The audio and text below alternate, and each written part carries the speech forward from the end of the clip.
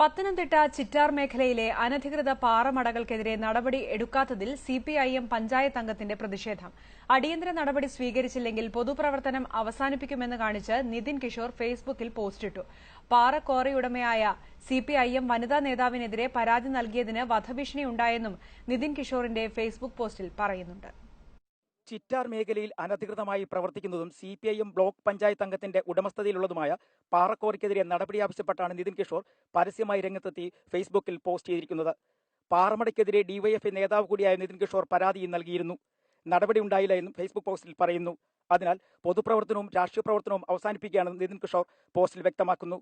പാറക്കോറി ഉടമയായ സിപിഐഎം വനിതാ നേതാവിനെതിരെ പരാതി നൽകിയതിൽ തനിക്കെതിരെ വധഭീഷണിയുണ്ടെന്നും കാണിച്ച് കരഞ്ഞുകൊണ്ടുള്ള വീഡിയോയും പോസ്റ്റ് ചെയ്തിട്ടുണ്ട്. ചിറ്റാർ പഞ്ചായത്തില് അനധികൃതമായി പാറ മണല് ഖനനം നടക്കുന്നുണ്ട്. തടയാൻ പോയിട്ട്